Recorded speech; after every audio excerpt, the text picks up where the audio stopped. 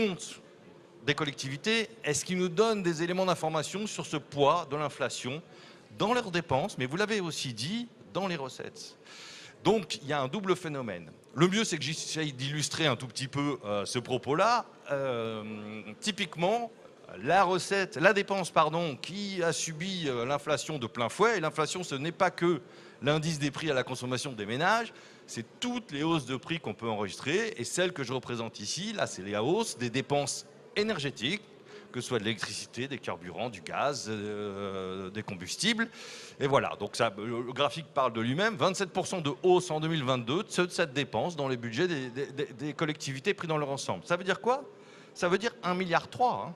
On n'est pas en train de parler de quelques dizaines de millions. Hein. Là, on parle d'une augmentation d'une dépense de 1,3 milliard. Alors, plein d'acteurs ont connu cette hausse, mais les collectivités ont été en première ligne pour cette dépense. Alors, à l'intérieur, la dépense électricité s'en sort plutôt mieux que les autres. C'est une progression un peu plus modérée, mais ça reste 22% d'augmentation. Et à l'intérieur de ces dépenses énergie, autre constat, il y a un effet taille. Donc les plus petites communes qui nous écoutent ont subi moins fortement ces dépenses énergétiques à la hausse, protégées qu'elles étaient pour certaines par le bouclier tarifaire. Donc dans les communes, c'est un chiffre que je peux vous citer, dans les communes de moins de 2000 habitants, la hausse des dépenses énergétiques, c'est 14% en moyenne. Dans les plus grandes, dans celles de plus de 10 000 habitants, c'est plus 34%. Un tiers de dépenses énergétiques en plus. C'est financièrement possible si l'autofinancement continue à un niveau satisfaisant, et c'est financièrement possible par le recours à l'emprunt.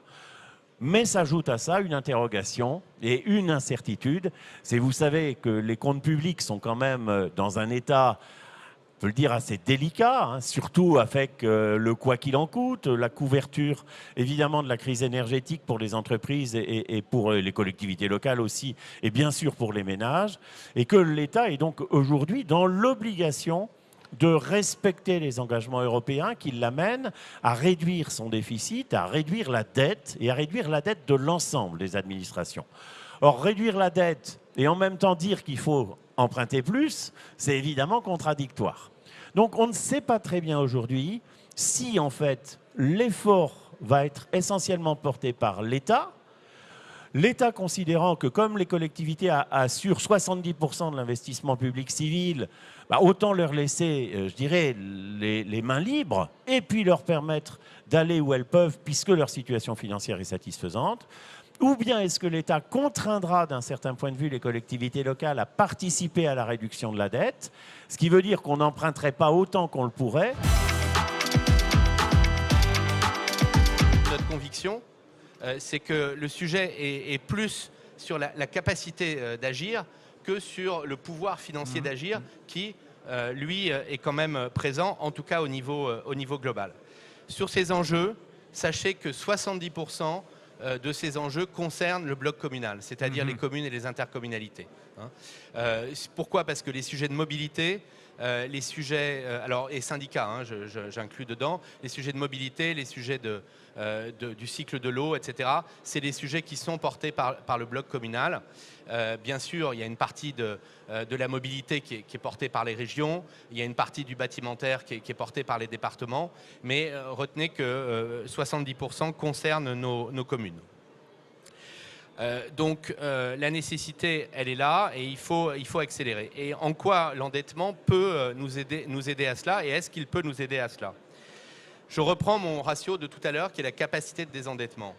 Aujourd'hui, la limite qui avait été fixée dans cette loi de programmation pluriannuelle, pour les communes, elle était à 12 ans. Pour le bloc communal, elle était à 12 ans. Aujourd'hui, on est pour les communes à 4,5. Globalement, on est entre 4,5 et 5 pour l'ensemble des collectivités locales. D'accord? Donc on est à moins de la moitié de cette limite qui avait été fixée comme une fourchette haute. Imaginez qu'on accepte que ce chiffre passe par exemple de 5 à 6 ans. C'est-à-dire qu'on rajoute une année, on reste, vous le voyez, très en dessous de la limite de 12 ans. Eh bien, on pourrait dégager une capacité d'emprunt supplémentaire d'environ 40 milliards d'euros. Donc la dette de nos collectivités passerait de 200 à 240 milliards d'euros.